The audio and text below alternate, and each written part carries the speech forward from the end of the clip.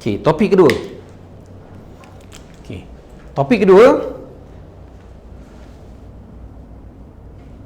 kita pasal produk yang kita nak jual. Tadi dah cerita pasal bisnes kan? Okey. Produk. Ada produk yang dijual dalam bentuk tangible, benda nampak. Tapi kita tak nampak. Kan? Sebab tu kita punya produk ni lebih kepada kita punya services. Kan? Ada orang jual barang, ada orang jual perkhidmatan. So, kita pula apa servis yang kita jual sebenarnya? Okey, nombor satu. Kita bagi hikmat nasihat, iaitu consultation. Okey. Consultation on what? On what? Financial planning. Okey. Financial planning. Okey. Financial planning ada banyak.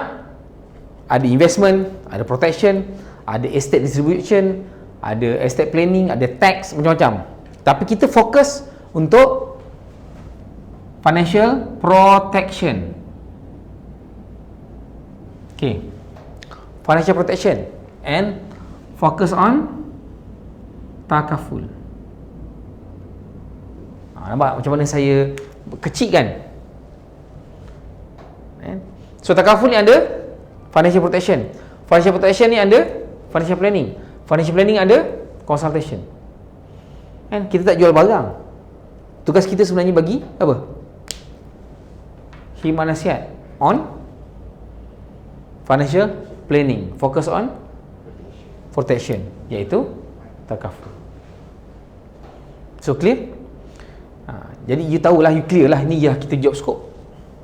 Biasakan orang jual produk kan, tapi kita bukan produk kita adalah dalam bentuk services. So focus on consultation. Kita jumpa orang, okay. Bila khidmat nasihat kewangan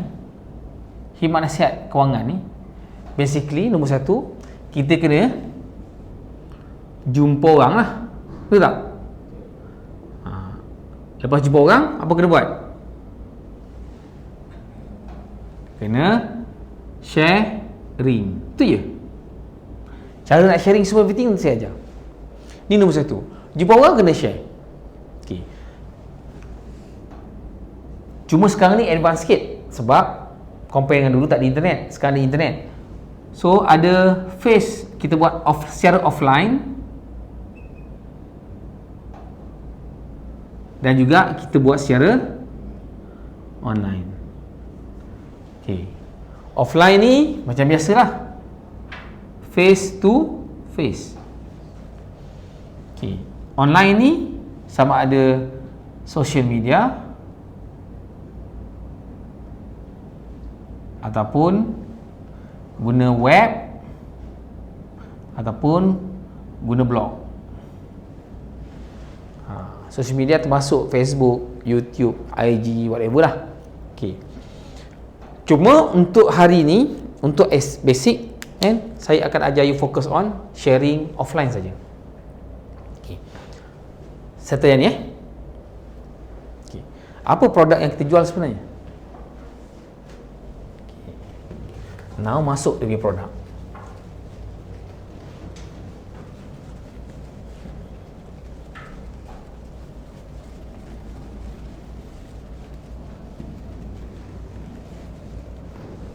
Okay. So, produk ni asas dia ada 5 je. 5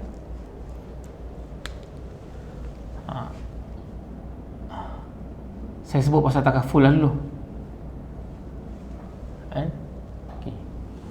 Apa coverage yang takaful ada untuk bantu selesaikan masalah orang?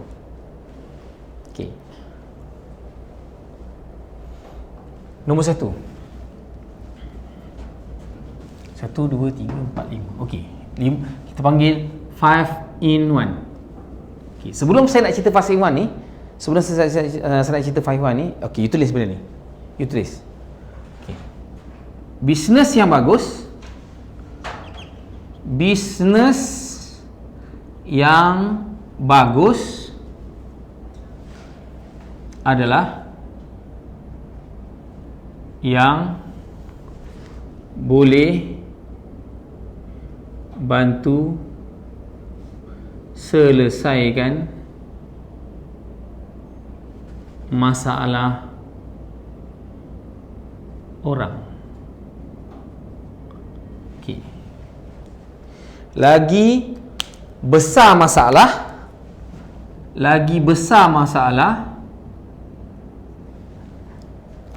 kan? Lagi apa? Bisnes tu lagi boleh banyak demand.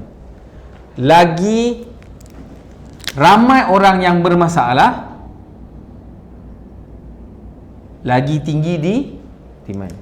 So now, cerita pasal takaful ni, kan? Saya akan cerita dulu masalah orang dan apa yang kita boleh bantu. Okay? So now, sekarang ada 5.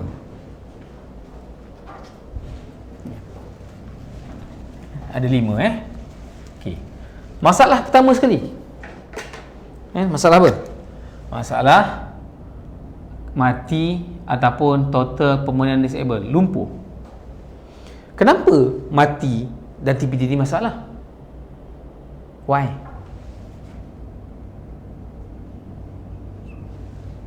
Kenapa? Okay, nombor 1. Kalau yang meninggal dunia tu tak ada komitmen hutang, tak apa, masalah kurang sikit. Tapi biasanya kalau orang dah kerja, kan, dia ada hutang, kan? Okay. So pertama sekali sebab hutang. Bila ada hutang, mati ada masalah? Salah. Nombor 2, ada tanggungan. Tanggungan ni siapa? Dia punya family. Contoh kalau ibu bujang, siapa yang patut you tanggung? Tak ada. Bujang. Kan? You patut tanggung mak bapak. Patut tak? Sepatutnya. Yang kira you sekarang. You anak sulung tu anak sulung, kan? Sepatutnya you tanggung dia tak? Kalau mak ayah you tak kerja, siapa nak tanggung dia? You, kan? Okay. Adik-adik you, kalau mak ayah dah tak ada, siapa tanggung dia? So now, nampak? Walaupun dia bujang, kadang-kadang orang tak nampak, aku bujang lagi, buat apa? Aku punya perlukan benda ni semua. Tapi dia tak faham pasal walaupun dia bujang, dia tetap ada masalah kalau dia meninggal dunia ataupun lumpuh kekal keseluruhan. Family. Okay. Nombor 3, dia ada harta. Sebab bila meninggal dunia, harta akan jadi pusaka. So kalau tak ada protection ataupun tak ada fund untuk uruskan harta pusaka, dia akan lebih complicated. Akan adanya masalah nanti. Okey, nampak? Ini sebagai contoh, sebagai pengenalan. Ada detail lagi macam-macam. Okey. Kalau lumpuh pula, kenapa lumpuh boleh jadi masalah? Kalau lumpuh pula, okey, bila tak boleh kerja, tak ada income. So tak ada income. Ni meninggal dunia, okey, tak ada income. Bila tak ada income, apa lagi yang berkaitan dengan tak ada income? Bila tak ada income, tak ada duit belanja. Bila tak ada duit belanja, macam mana nak bayar expenses? Okey, nampak tak? So ini semua masalah. Nanti saya dah akan cerita semua bahagian. You akan nampak macam mana masalah ni kita boleh selesaikan dengan takaful. So yang ni you kena faham konsep ni. Sebab yang ni orang boleh deny. Bukan boleh deny. Orang boleh kita panggil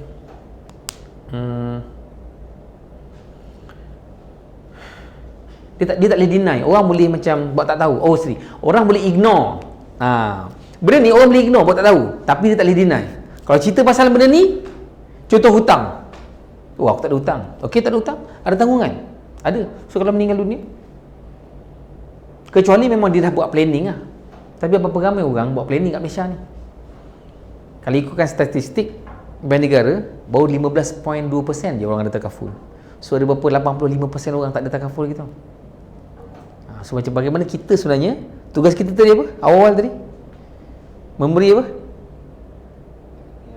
Bagi selesai masalah. Itu dia punya konsep bisnes. Kita bagi khidmat nasihat. So tugas kita sebenarnya nak bagi khidmat nasihat tu lah. Nak sedarkan orang, nak naikkan orang punya kesedaran, awareness. Okay, nampak Okay, expenses. Why? Macam-macam lah. Okay, kalau lumpuh perlukan apa? Ubat tak? Kenapa tak ada kaitan? Okay, so nombor 2, critical illness. So now, critical illness. Kenapa critical illness jadi masalah?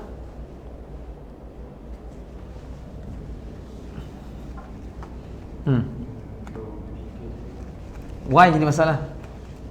Okay, pertama sekali, why tadi sebab dia punya medical cost tinggi. Nombor 2, kalau dah sakit kritikal ni, contoh kejap-jap pergi hospital, kejap-jap pergi hospital, kejap-jap pergi hospital. Kalau dia kerja bangang gaji as a employee, agak-agak majikan dia nak ambil dia lagi tak kerja, dia akan suruh bercuti lah, cuti terus. Tak apalah, biasa cuti je, saya bagi you MC terus, you tak payah datang lagi dah. So bila tak datang kan, dia akan banyak cuti sakit. Apa impact dia? Kena berhenti. So bila berhenti ataupun diberhentikan, sama ada dia berhenti sendiri ataupun dia kena diberhentikan. Okay. So bila benda ni berlaku, apa yang terjadi? Tak ada income. Bila tak ada income, bagaimana dengan dia punya expenses? Nampak? Berkait tak? Semua berkait balik. Okay.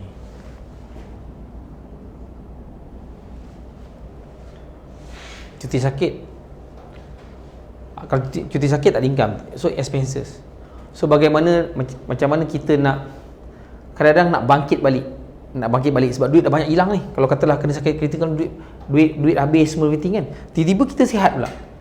Bagaimana kita nak bangkit? Katalah kita dah habis duit kan, dah berhenti kerja, income tak ada kan, tiba-tiba Allah bagi kita kesihatan balik. So mungkin kita nak develop balik kita punya kehidupan, kita buat bisnes. So kalau tak ada modal semua, duit dah habis, hutang lagi melambat-lambat, masalah. Sebab nak bangkit semula pun perlukan duit. Okay, so critical illness. Okay, nombor 3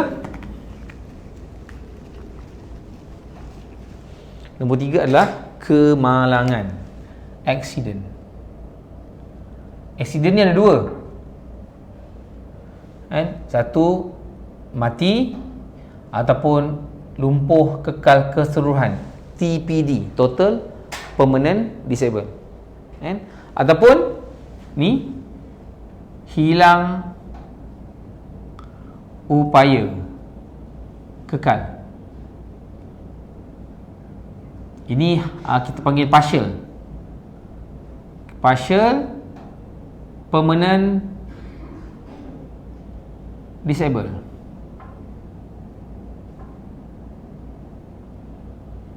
Okey, yang ni hilang upaya kekal tapi sebahagian, partial permanent disable, PPD. Yang ni mati atau TPD. TPD ni langsung tak boleh. Kalau partial ni mungkin hilang anggota sebelah tangan, dia okey sikit lagi kan, kadang-kadang masih boleh bekerja, kerja ringan semua everything. Tapi kalau total permanent disable, lumpuh tu atas katil, so tak boleh buat apa-apa lah. So masalah akan balik sama dengan critical illness tadi, tak boleh kerja, tak ada income, expenses. Nampak? Okay, kos rawatan juga kan, medical cost, Apa lagi? Expenses. Okay. Kalau partial permanent disabled, dia mungkin hilang anggota. So mungkin dia kena buang kerja juga. Kan? Contoh macam orang kerja pilot. Tiba-tiba accident, lumpuh tangan sebelah. Boleh jadi pilot lagi tak? Doktor? Tak boleh kan? Macam mana kalau tangan lumpuh sebelah nak operate orang macam mana? Okay. Ataupun saya ada satu saya pernah tengok dekat Facebook, doktor ni sebenarnya dia ada masalah rabun warna ke macam tu lebih kurang. Dia bukan ada warna. Ada masalah macam tu lah. Dia tak boleh nak justify colour ke macam tu lah lebih kurang. Kalau tak silap saya. So dia terpaksa dia tak boleh praktis. Walaupun dia dah dapat lulus semua exam lepas, tapi dia tak boleh praktis. Maksudnya dia ada masalah, saya tak ingat sama ada rabun warna yang teruk ataupun dia ada masalah dari segi emosi tak stabil, dia tak stabil lah. So jadi dia tak sesuai kerja dekat panggil doktor. Lalas dia tak boleh praktis. Sekarang ni dia jual aksesori telefon. Tapi dia berjaya lah dekat aksesori telefon tu. Okey. Rezeki kat mana-mana lah. Tapi maksud saya, potential berlakunya kalau ada kecacatan kekal ke apa, so kita akan mengalami masalah dari segi kewangan dan kita perlukan backup.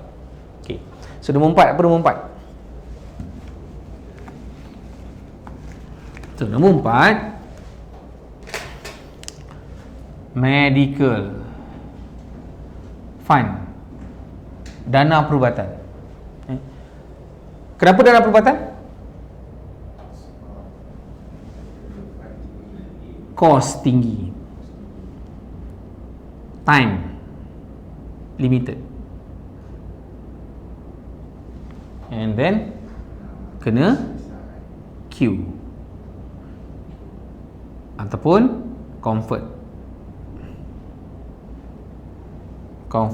comfortability. Okey. Pertama, kos medical. Kalau dulu kita nak buat operation simple mungkin 7,000-8,000, appendix ke 7,000-8,000, sekarang ni dah belah-belah ribu. Saya punya klien baru ni buang excision, kelebihan kulit dalam hidung menyebabkan hidung dia sumbat. So malam-malam kadang-kadang dia tak boleh nafas, dia terkejut sebab otak kata otak akan trigger dia untuk bangun sebab tak boleh nafas. So dia susah nak bernafas.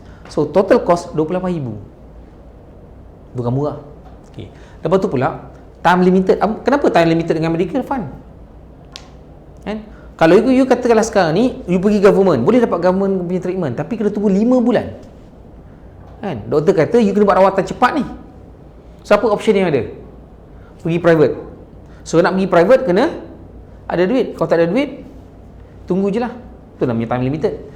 Ketiga, kena queue. Queue ni berkaitan dengan ni lah. Queue panjang. Because apa? Ramai sangat orang. Yang ni because of masa tak ada. Kan? Mungkin pakar tu tak available ke apa. Ataupun pakar tu tak ada. Dan mungkin juga time limited ni because of queue panjang. Kan? You punya time yang kena tunggu bulan 6 tahun depan. Pergi jumpa bulan 12. Bulan 6 tahun depan pula kena queue. So, nak tak nak, pergi ke private. Pergi private harga dia lain. So kalau tak ada cost, tak ada medical fund punya duit, maksudnya you tunggu je lah. Nampak tak? Okay.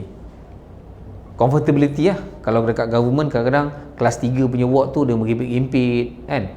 Kalau kena kat tempat-tempat yang hospital lama-lama kadang-kadang aircon pun tak ada, just kipas. So kita tak boleh expect too much lah kan. Tapi as long as dapat rawatan still okey lagi. Cuma tak boleh expect too much. Cuma kalau kita dah terbiasa dengan comfortness dan kita mampu, why not kita cari solution untuk adakan medical fund supaya kalau berlaku emergency, kalau kita perlukan dana tu, benda tu dah sentiasa ready untuk kita pakai. Okey. Last sekali adalah apa? Masalah orang ni, masalah dari segi simpanan. Simpanan apa? Dua benda lah paling utama. Simpanan untuk pendidikan, education, dan simpanan juga untuk retire. So, Kalau kita tak ada fund, dua-dua fund ni kan, anak mungkin boleh belajar tapi tiba-tiba tak ada duit, so susah. Boleh pinjam PTPTN, tak kerja lagi dah berhutang. Tapi kalau orang yang fikir panjang, mungkin dia fikir, okey, anak dia ni tak kisahlah pandai ke tak pandai ke, yang penting aku ada duit. Bila ada duit, kita boleh bagi hantar kat mana dia nak belajar. Okey. So, kedua untuk retire. Macam saya cakap tadi. Kalau umur tak panjang tak apalah, tak payah retire awal. Tapi kalau kita umur panjang sampai umur 70, retire katakanlah umur 55. Kalau umur 70 baru meninggal dunia, berapa tahun? 15 tahun. Betul? 15 tahun. Kalau drag sampai umur 80, 25 tahun. 25 tahun ni sama dengan kita kerja. Kita kerja umur 20, 21, 22 kita kerja sampai umur 55. 25 tahun. Masa kita kerja dengan masa kita retire sama. Masa kita kerja, kita ada tenaga, umur muda, sihat, semua everything. So kita boleh share duit. Bila dah umur lebih pada retirement age, kan, maksud saya, kita tak boleh kerja dalam keadaan stres, kan, tenaga kita tak macam dulu. So benda tu semua kena fikir. Macam mana nak bagi fikir benda ni? Dia kena prepare something. So tugas kita adalah untuk bagi sedar orang ramai mengenai 5 benda ni. Itu je. Okay. So now,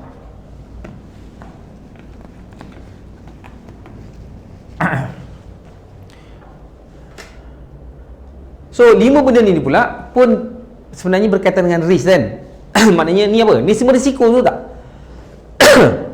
Sorry. Setuju kalau saya cakap ni semua adalah risiko. Mati, lumpuh risiko, critical illness risiko, accident risiko, kos perubatan pun risiko, simpanan pun risiko kalau tak ada. So, risiko ni pula ada 2 benda. Satu, kita boleh control. Kedua, kita no control. Okey. Kontrol, apa yang tak boleh kontrol? Mati. Bila mati, macam mana mati tak boleh kontrol. Tapi kita boleh kontrol tak? Kita punya planning, kan? Sebelum kita berlaku benda tu, mungkin kita readykan punya dari segi kewangan. Sebelum kita dapat sakit, kita mungkin sediakan, berikhtiar. Kontrol ni maksudnya kita boleh ikhtiar. Sebab Allah bagi kita macam-macam resources. Bagi akal, bagi tenaga, bagi ilmu, kan? Bagi macam-macam sumber untuk kita ikhtiar. Ada yang kita boleh kontrol, ada boleh tak boleh kontrol. So kita fokus pada yang boleh kontrol. Contoh, macam mana boleh kontrol? Kita sediakan backup. Kalau berlaku juga, kan, tak boleh kontrol tak? Benda berlaku, mati, berlaku juga. Tapi sekurang-kurangnya ada backup. Tapi kalau kita tak buat apa-apa dengan benda yang kita boleh kontrol, tiba-tiba berlaku kematian, tak ada backup. Lagi teruk tak keadaan tu? Yes. Sama juga macam kita keluar naik motor pakai helmet. Bila kita pakai helmet, maksudnya kita hanya boleh kontrol pakai helmet je lah, yang setakat kita mampu untuk kontrol. Katalah tiba-tiba accident, teruk sampai pakai helmet pun tak guna, pecah. Itu sekeluar orang kontrol, tak ada nak buat apa. Tapi setakat apa kita boleh kontrol, kita kena kontrol lah. Sama juga dengan konsep takaful ni, kan? Ada takaful, ada protection takaful ni, bukan maksudnya you tak accident, you tak mati, tak. Benda tu tetap kena, kan? Contoh macam adik you yang siapa nama? Syuhada, kan? Yang kaki dia accident kena van, kan? Teruk kan? Masa tu saya ingat dia jam 4 ke jam 5 ke saya suka mendengar tadika lagi, you see? Saya melawat dekat hospital masa tu Putrajaya. Teruk tau. Habis kulit semua, siap perlu buat tampal dengan kulit lain. So that's how macam mana? Tak boleh kontrol. Tapi perlu tak sebenarnya kos rawatan? Perlu. Perlu tak perlu dengan kewangan? Perlu. Tu ya saya cakap. Apa yang kita boleh kontrol, kita kontrol. Takaful adalah benda yang kita boleh kontrol, kita boleh ikhtiar. Jadinya takaful ni bukan jaminan untuk kita kontrol benda yang tak boleh kontrol. Takaful ni hanya jaminan untuk benda yang kita boleh kontrol. Maksudnya kos rawatan kita boleh kontrol dekat bahagian kos rawatan dengan sediakan duit. Tapi kalau macam mana nak sakit, macam mana nak accident, teruk tak teruk, itu tak boleh kontrol. kita boleh minimumkan risk je lah. Contoh pakai seat belt, tu benda kita boleh kontrol lah. Tapi kalau adakah pakai seat belt tak kena accident? Kena juga kan. So that's how macam mana saya nak you faham konsep ni dulu. Bila you faham konsep, baru kita masuk detail pasal produk. Okay. So habis part ni, so kita masuk topik yang ke-3, iaitu propose solution dengan product positioning.